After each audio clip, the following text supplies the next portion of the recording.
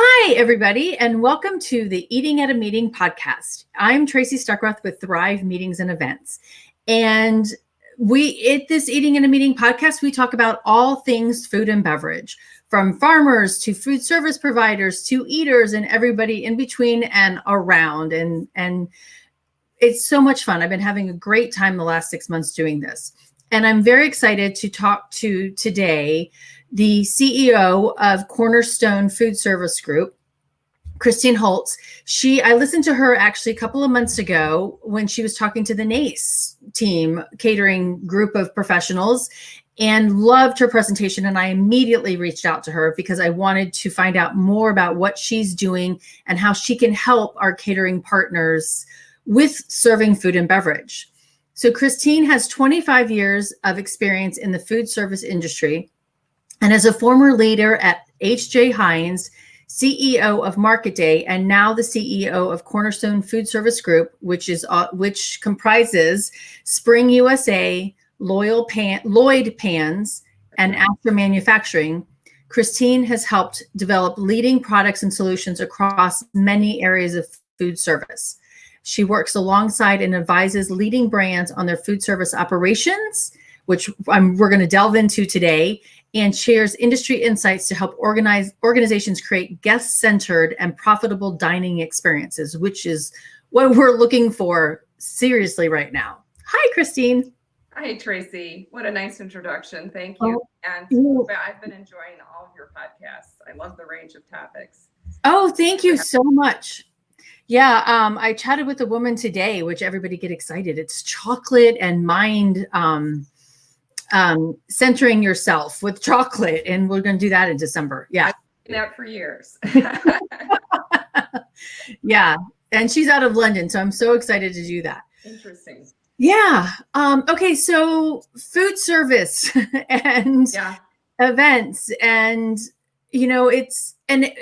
people are probably wondering why I have you on here. I mean, but you provide equipment for our catering partners. We do both equipment and consulting. Okay. As part of that package. So if you work with Spring USA, we're going to help you think about how do you serve guests? How did you serve them yesterday? And then how do you serve them tomorrow? And so let's talk about that actually right now, from yesterday, now, and then tomorrow. How are we going to do that? Yeah.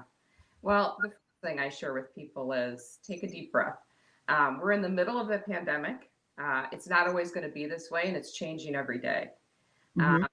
We have some stats I can share with you that are sort of heartening as we talk a little bit, but it's possible to serve guests today, and with a few modifications, both to your facility and with your staff, you really can get back to serving guests in groups again.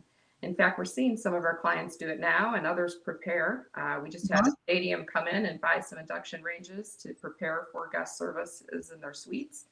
Many of our major hotel brands are getting ready to ramp up those breakfast programs again. Some of them are doing them in a modified way, but you can serve guests again safely. And we're finding guests want that. I mean, let's face it, we love to gather. Yes. Eat, and really eating out is a necessity in many cases. Yeah, and actually, there's a story you shared with me before the show about you traveling with your son. Yes. And two different hotel experiences. Share that with the listeners. Yeah, I'd love to. So I have a 15-year-old son who's a baseball player, and they have been traveling with their team, social distancing, but playing baseball. And we were on a big Zoom call with all the parents, I think 60 of them or something, and deciding where we would put up the teams. And one of the parents said, "Oh, let's stay at this hotel because they have breakfast." So immediately all of the parents said, "Great, let's do that one." Well, you can imagine how the parents felt when the next morning their 15-year-old sons who were going to play baseball all day were handed a brown bag with a muffin and a tiny bottle of water. We all scrambled to McDonald's to feed those fuel tanks and 15-year-old boys for the rest of the day. But let me fast forward to a great experience I had in a hotel. They had made some very simple modifications to their breakfast program. And the boys were served a hot breakfast. And you can bet that's the brand every tournament since we booked all of those hotel rooms. And maybe let me just share with you some of those modifications. Yeah. Whether you're an event planner, you're a caterer, you're a hotel, you're in college and education, a lot of these things apply. We of course work with our clients to customize it to what they do, but what this hotel had done is they had put some just protective barriers over some long tables between two staff members and the guests. They had some social distancing cues on where you should stand, had some notes about wearing a mask, and then they had two properly attired attendants, I would say, with masks and gloves, heated food behind them with lidded chafers, and they safely fed the guests. And I think really what we try to tell people is think about these three things. Food safety, first of all, that's nothing new. Anybody in food service knows how to food, we've got to do that, right? Keep cold, hot food hot, separate foods. The second thing is really guest and employee safety, and that's changed a little bit. Sanitation, masks and gloves, knowledge. Knowledge is really important. And then thirdly, and most importantly, is making guests feel safe. And that's really about how you communicate and what they see when they're in your facility, and even before they book an event with your planners. So anyway, this hotel did it right. And earned 60 hotel rooms for the next 6 weeks in their various cities. That's huge, right now. And, for the hotels, because we see that so many are going to close down because they don't have the business, and the group business is their, for a lot of hotels, that is their main business. It's not the transient, but I think we can apply some of that transient hotel practices to the group business. And and it really starts when the guest is deciding where to go, whether you're a restaurant or an event.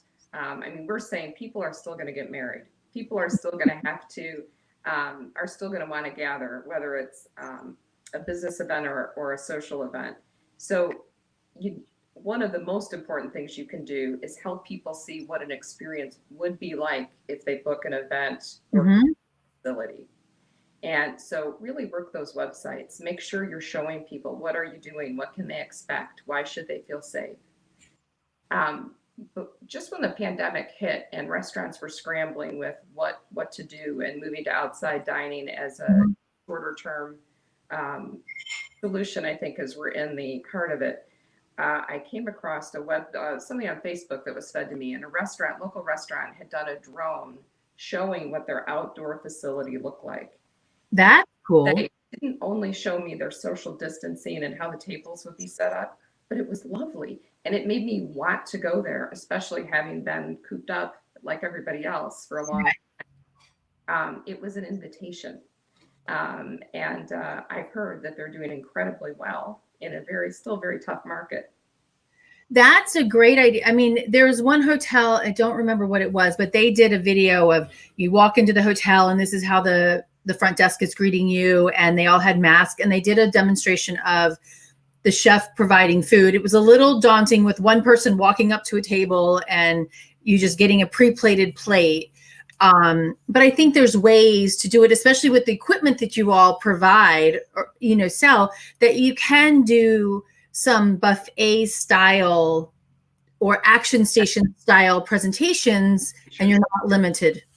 You sure can. In fact, we just did a survey. We did a survey in May, June, and just updated it. We talked to over 500 people who eat at buffets, both through leisure and travel. 70% of those people, 70, said they would eat at a buffet. So I think as professionals, we're worried about, our customers are on a scale, let's call it of 1 to 10, on how comfortable they feel about at a buffet. We're sort of focused on those that are really concerned, those 8 to 10. Remind everybody that we need to serve guests on the range from 1 to 10. Yes. So we shouldn't assume that only those, that maybe feel more concerned or have health concerns that don't want to eat at a buffet should impact how we serve everyone. And there's some simple things you can do. Hand sanitizing stations at both ends. The same. In fact, social distancing, we know now, is one of the most important things we can do. Ensuring that you have clear communication about what the guests should do. One of the things we're recommending from a staff perspective is make sure you're training your staff to handle these issues. What if the guest doesn't want to do what you want? What if they don't know what to do? Mm-hmm. One of the things I've always said, Tracy, about being in this industry my whole life is I love it because hospitality people are generally hospitable. Yes. Get in this industry because we want to serve guests, and Yes. that's who we are. And I think with a little training, you can really help your staff be gracious hosts by helping people know what to do, by making sure that they're sanitizing in front of people and wiping down trays. Guests are watching, wiping down tables. But then also, if somebody perhaps doesn't want to follow what you've asked them to do, have your staff trained on what to do. What do they say? When do they get an order? How do they escalate?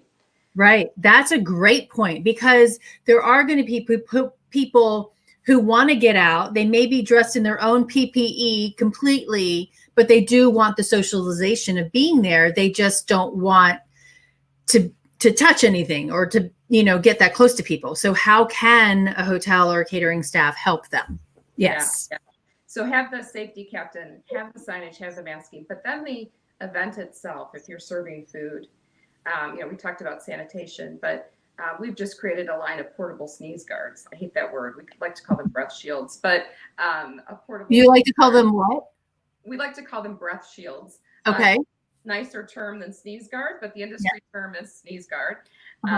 Created a line of those, and that allows you to perhaps have a lot of flexibility of how you serve food and where you serve it. There's things that aren't that expensive from an equipment standpoint, like a warming tray where you can put individual portions. Okay. In fact, our survey told us that that individual portions make guests feel safe today. And there's a lot of ways to do that and still feed people en masse if you're doing that.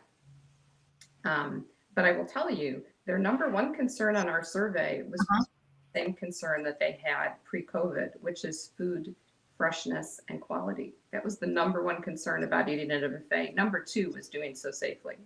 Wow. And that still goes to show that they want the quality of the food that, nobody wants to eat bad food, right? Yeah. But it also says they're maybe not as afraid as we think they are. And right. I think if you present how you can serve food and then you start doing it, I also think people are social animals. And if they see other people, they see good action by the staff and they see other people eating, they will as well. Right. Yeah. But again, you have to be cognizant of that whole spectrum of people so do you have a bunch of pre-plated plates in the back that can, accommodate those people who don't want to go through that buffet line? That's right. And, maybe you do a guest survey if you're planning an event like a wedding or ahead of time. And this probably touches on what you do, Tracy, is making sure that you understand, does somebody have some extra concerns, either from a dietary perspective or just a safety perspective. We all have different situations with our own health issues or those in our family or our guests. Okay, so I have an idea based on that conversation. I'm going to get a sticker off my thing. So I've been chatting about how to make food and beverage experiences fun. And one thing with the plexiglass and the breath? A sneeze guard. We'll call it a sneeze guard. Sneeze guard. Okay. Let's have fun. Let's put stickers. This is an adhesive that fits on to glass, right? But you can do these peel and remove stickers on those plexiglass shields, or use dry erase markers and use those so you can brand it and you can have fun with it. I'm all about labeling, so do fun with that sneeze guard with the labeling by writing it there. Make sure you have somebody that has good handwriting, but chalkboard menu has to do the sneeze guard. Yeah, exactly. So, let's have fun with that. One of the questions that I ask everybody, and I really do like your answer, so I'm going to ask you here so you can share it with everybody, but what does a safe, inclusive, and sustainable food and beverage experience look like to you? And you've touched on it briefly, but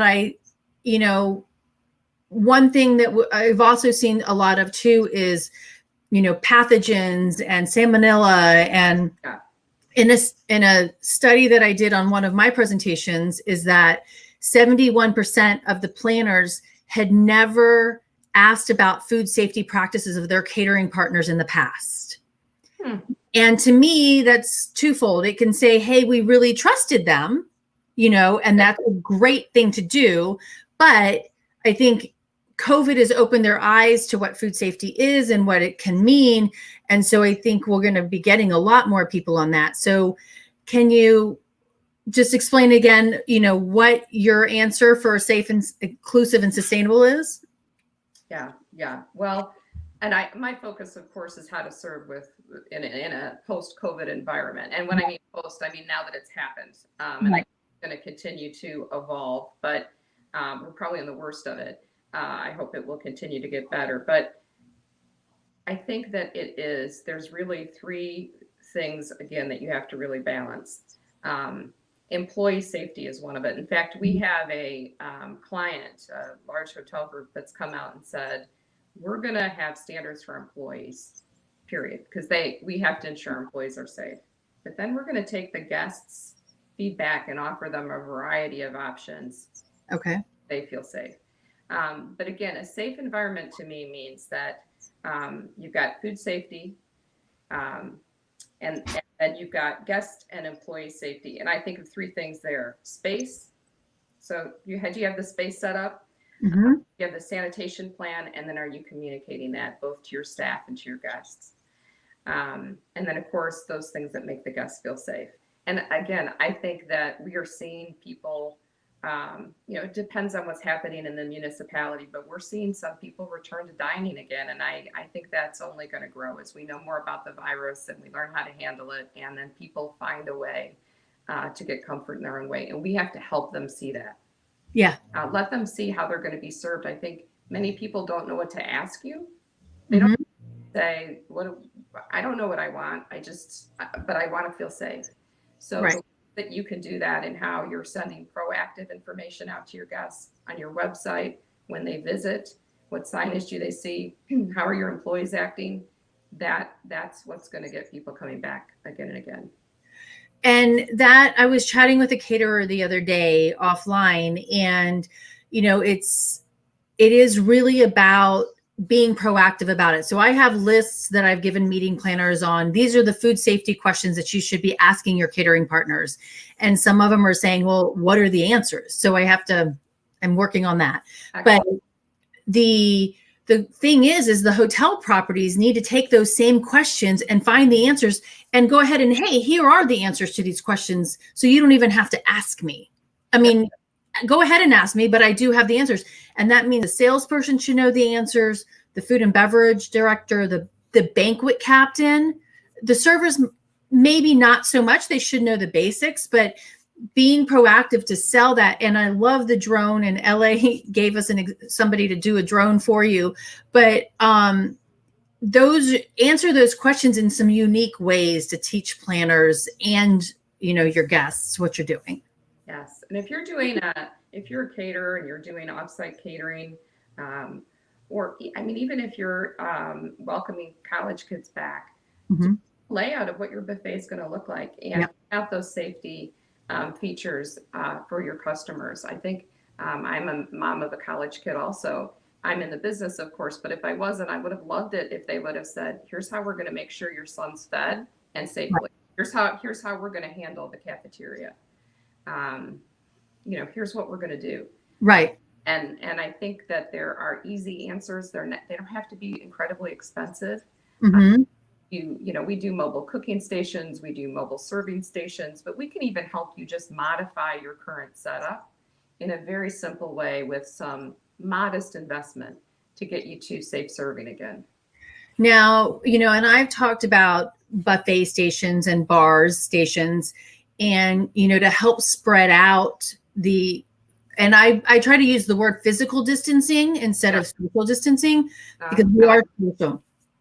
But, to limit the number of people in your lines, bars and things, planners are going to have to pay for the staff to staff those extra bars and those extra buffets. But for the property, they can roll, hopefully, well, not hopefully, but you just said the modest cost to add additional buffets and have fun with that. Are you, besides Action Station kind of an induction burner kind of things, do you have anything that does like the vertical buffets and fun things that can be done that way? We sure do. And there's a lot of ways to do that physical distancing, as you say. So it can be splitting up your buffet. It can be perhaps something as simple as stickers on the floor. We offer those to kind of help people know where to stand. It can be, again, I love the idea of a safety captain that sort of greets guests and graciously directs them on where to go. But yeah, we do all of those things and can customize putting together a buffet for any type of environment, healthcare to a caterer, to help them do that with just some recommendations. And we recommend not only the equipment side, but just how do you make all that work? Right. We actually published a white paper too that's on our websites at springusa.com. If somebody wants to look at that, we have some different buffet setups that you can look at. And while we certainly offer tables and things like that, we can show you how to use some simple banquet tables and modify those as well. Some pictures out there for your customers so that they are not afraid to book with you.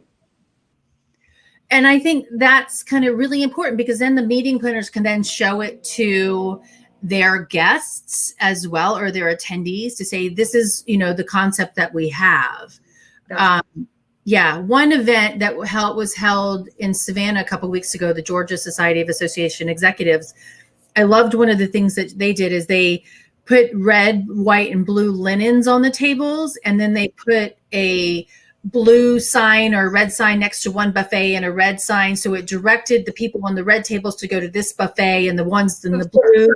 Yeah, and that makes it a little bit fun, and you don't have to look at your name badge. You just have to look at the linen and, to make it a little bit different. Yeah, and guests want to know what to do. When you're at an event, business or for a party, you don't want to feel like you don't know where to go. Nobody wants to feel awkward. So again, I think it's part of that gracious hosting of guests to really think that through. And then as you're just getting back into this, if you haven't already been doing that, do a dry run with your staff. Go share. How does this work? Make sure your staff knows what to do. And again, you just need your staff. You have to invest in a little bit of training, and it might just be a meeting, right? Where you're really helping them think about those things. If a guest hands you their phone and says, "Take my picture," what are you supposed to do? That's a good point. Yeah. Do you say no? Do you say yes and sanitize your hands afterwards? What do you? But all the other guests are watching how you're handling it. So. Or you give, this is actually a prime opportunity to get a sponsor of selfie sticks. There you go. I love it. Yeah, nobody's going to take pictures for you. So here's your selfie stick and use those. Oh my God, I love that idea, actually. With the clients that you've been working with, do you have any other best practices that you've seen, that fun ways that they've been doing it? Yeah.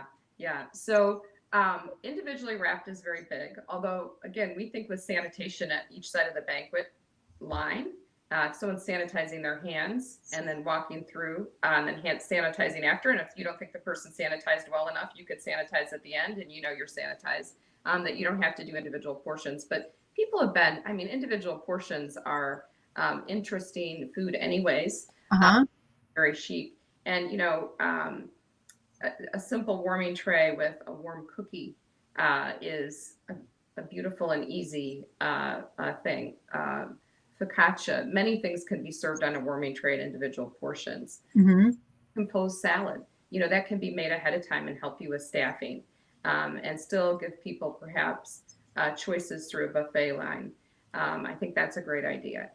Sort of mixing what you're preparing ahead of time and what you're offering the guest choice of. People really like choice. And I think part of what you do is ensuring that people have choice too, so that it meets various dietary needs.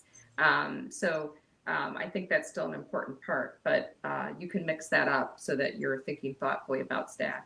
And then action stations are huge. Those have not slowed down at all. Okay, that's good to know. That's growing. It has not only the theater of cooking, which we all love, right? And why the Food Network is so popular. But it also allows guests to see exactly how their food's being prepared, and it hits both of those two highest check boxes in our survey. Mhm. One, you know that it's fresh and you can Right. see it. And secondly, you know it's safe because you see the person preparing it for you. Now, on that note, one of the things with action stations and with what I do is that you need to have multiple areas. You need to have multiple pans or Sure. the towels and the aprons, because if somebody's, hey, I'm allergic to shellfish, and you just put fish, Right. In that pan, I need another pan. Right. So thinking about how you can also incorporate that into it as well. With those action stations. Do you all have you seen anybody doing plated events, or is it really just kind of maintain that buffet? We're seeing both like we were before COVID. I would say plated has increased post COVID or individual servings, but I think that there's no more efficient or economical way to feed guests than a buffet. So that's why I think so many people are thinking about, if it's not now, as that path comes back, how do we get there and be prepared? Because that really is the answer, and guests like it. So again, as long as we can get them there safely, they're going to come back to that. I do want to mention too about your note about different pans, and one thing we've developed post COVID is a mobile sink that can be put in a room for the staff to be washing their hands in between if they need to. Also, are often used, but in the old days, we wouldn't want that seen by our customer. Today, we do want it seen. I used to laugh and say, if I saw a bottle of cleaner sitting on a counter, I would be, thinking the opposite wasn't pulled together. And now I'm happy when I see it. I ordered these really pretty spray bottles. They're glass, and it was to use for essential oils to spray in the wash and all of that, or in the dryer and things like that. But you don't have to use that standard white plastic bottle. You could use something nicer in that presentation out front. But I still want our guests to know that it is sanitizer, because that's true. Yeah, that's very, very true. And having worked at former food and wine festivals as well, those portable hand stations for customers, for the attendees, as well as the chefs, is really important. The health department requires you have, depending on which one you are or what jurisdiction you're in, requires how many hand washing stations per table or square footage for those chefs to utilize. So understanding that is really important too. But now we're going I think we're going to have to go back inside with the cold weather coming. Yeah. But that makes our rooms much more expansive as well. So so resources that you had, you mentioned the survey results, right? And that's easily right on the Spring USA website. We're just publishing those, so they're not up yet, but they will be. Insider peek. They just were delivered. But yeah, we'll have those up. Okay. We have our white paper, which really just talks about some of the, this came out, I think maybe May or June. So it's got a lot of information about COVID and some of the best practices, but then some different buffet setups. Okay. And a lot of our clients have enjoyed looking at that, and those can be modified. They just start to give you an idea of some different ways to handle it. And, we can work with different numbers of attendants depending on how much staff you have. Is equipment easier for you to implement? Is more staff easier for you to implement? There's a lot of questions to ask, but that can reach a conclusion pretty quickly. And, we're working with clients in healthcare, in education, cruise lines. I just saw an order for pans come through for one of the cruise lines, and I looked at it as a beacon of hope that they'd be sailing safely again soon. Right. Yes. Because I know they won't sail unless they're safe. Hotels, colleges, and universities, just lots of caterers. So a really broad range of customers, which is why on this call I can only give you some generality, but it's I just want to encourage people. It's not as daunting of a task as you may think. And again, if we show people how to do it, I think if we show the customers how to get it done safely, they're going to come back to our businesses. They want to. They're dying to. Yeah. They really want to. Well, and LA said it earlier, just training, training, training. And I think that has to be from the food service provider side and the planner side and everybody being together in that communication of what's being done. Somebody sent me a food, I've been talking about the food code and I want people to understand and ask about, hey, what's your health inspection score? But, and we have to, I don't think contracting is good and putting some clauses to make sure that people are responsible for what they're supposed to be doing. But I think asking a lot of questions and communicating those answers out to everybody is a big solution to all of that. Sure. And I'm with you on the contract, but I always think of this. So once that's done, you've dotted across the T's. At the end of the day, as hosts, what we need is for our clients to say, I had a great time. Yeah. Whether it's business and I had great food, I had great service. That's what brings people back to your business again and again. And, we know that old adage, and with social media, even more so. When you do it well, they tell people. Yes. Do it poorly, they tell people. So our goal has to be an event where everybody has been safe and we get only good press from our clients. Mm-hmm. It has been done in a gracious way. And like food service always has been, we're able to get the work done while sort of hiding all the nuts and bolts and right. Making it look like it's easy. And again, I think with just a little bit of planning and then that good marketing, it really can be for your clients. Yeah. And we can have events that are safe and for everybody involved. That's right. Yeah. Both the employees and the guests. Yeah, exactly. Yeah. Because the employees have to feel safe. We need to take care of our associates. Definitely. Ones are hard to find, don't we? Yes. And, and when at the very beginning of this whole thing happening and, big conventions were canceling, it wasn't necessarily, my first thought went to all those people, those hourly workers who are behind the scenes producing these events. Yes. Just as much as we're not bringing our groups to that property, all of those people that make our experiences so awesome are out of work as well. Yeah. So if we can do it right. Yeah. Devastating. Happily, we're starting to see some of those numbers recover just a little bit. I think we're near where we need to be for employment. Who knows what will come down the pike as far as assistance or not. But again, I don't think any of us want our world to change. Eating and gathering is too big a part of our life. So again, I think it's sort of a circular reference. We have to market how we're going to do it and make people feel safe so they can come back. Exactly. And then we'll get our people working too. Yeah. Yeah. Bring back our industry. Oh, absolutely. Okay. So and I loved your question or your answer to this. So I ask all of my guests, what is your favorite food or drink? And I love this. So share with everybody. My favorite food is anything I can have with champagne. Okay. Of course, I think you can have anything with champagne. One of my favorite quotes is Napoleon, who says, I drink champagne when I win to celebrate, and I drink it when I lose to console myself.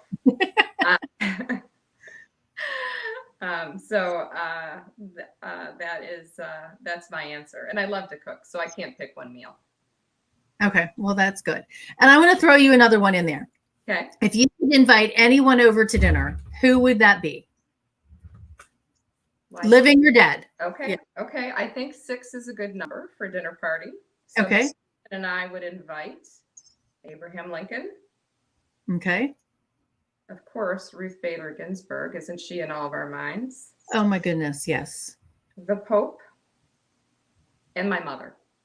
Okay. Because your mother would be really mad at you that you didn't invite her to meet those people. Really fun and interesting too. So she'd probably keep the party going. Those would all be that would be a really cool conversation. I'd have to think about managing the conversation. What would the seating chart be? I don't know. I'd have to put some thought into that. Yeah, that's so fun. Oh, well, thank you so much for being here with us today. I really appreciate it. And thank you for what you're doing to inspire and educate and provide for our industry in getting us back to work and providing safe experiences. Oh, thank you. Right back at you, Tracy. Well, thank you. With you. And we're here to help. All right. Well, thanks. And I put a link, and thank you for that. And I think, meeting planners listening to Kristine, who's a vendor of our catering partners and sees what they're doing, is really valuable insight into what we can look forward to. But, go check out this. I went and Googled it, but this is the Food Service Evolution Guide, the ad for that. And then the survey results will be up soon. They will. And let me know when they are, because I would love to share those out. We will. Okay. All right. Very good. Tracy, thank you so much. Thank you so much. You all have a great day. And this is the Eating at a Meeting podcast, our live broadcast, which is also now a podcast as well. So check it out at eatingatameetingpodcast.com. We've got 8 episodes up there right now and a lot more to come. And next week, we'll be right back here at the same time, same bat channel for another episode of Eating at a Meeting. Thanks. I'll be tuning in. All right. Thank you. Thanks.